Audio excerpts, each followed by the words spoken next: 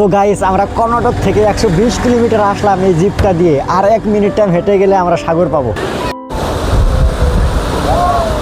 এখানে কাজ করলাম, সবাই যাচ্ছি, দেখতে পাচ্ছ গাড়ির মধ্যে জায়গা হচ্ছে না। হ্যাঁ দোস্ত, welcome back to my new blog. Karnataka থেকে কেরালা যাচ্ছি আমরা সবাই মিলে জিপ নিয়ে। আমার সাথে এরা সবাই যাচ্ছে কেরালা সাগর দেখতে। ফাইনালি আমরা গাড়ির মধ্যে উঠে পড়লাম। আমি এখন আছি কর্ণাটক আর এখান থেকে কাজ করি। আজকে আমাদের কাজ ছুটি, তাই আমরা সবাই মিলে যাচ্ছি সাগর পারে। আমরা যে এখানে কাজ করলাম সবাই যাচ্ছি, দেখতে পাচ্ছ গাড়ির মধ্যে জায়গা হচ্ছে না। গাইস তোমরা ব্লগটা দেখতে থাকো, অনেক মজা হবে। গাইস আমরা কর্ণাটকা ছেড়ে যখন কেরালা ঢুকলাম তখনই বুঝতে পারলাম জায়গাটা অনেক আলাদা, গাছগুলো বেশি সবুজ আর হাওয়াটা সত্যি অনেক শান্ত। গাইস আমরা আস্তে আস্তে ফাইনালি কেরালা পেয়ে গেলাম, আর এখন কিছু খেয়ে নেব কারণ আমরা সকালে কিছু খেয়ে আসিনি। গাইস আর কেরালা হোটেল থেকে কিছু খেয়ে নিচ্ছি কারণ আমার অনেক ক্ষুধা লেগেছে। দেখতে পাচ্ছ।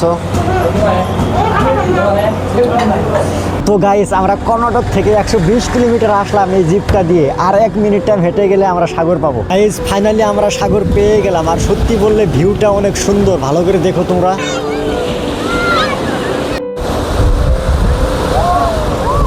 এতদিন আমরা কাজ করে যে কষ্টগুলো হয়েছিল আমাদের, আজকে সাগরের হাওয়া সব কষ্টগুলো ভুলিয়ে দিল। গাইস আমি কোনো বড় ব্লগার না, আমি শুধু কাজ করি আর ব্লগ করি, আর তোমাদের সাথে আমার ছোট্ট ছোট্ট মুভমেন্টগুলো শেয়ার করি। যদি এই ব্লগটা ভালো লাগে থাকে তাহলে লাইক, কমেন্ট, শেয়ার আর চ্যানেলটা সাবস্ক্রাইব করতে ভুলবেন না।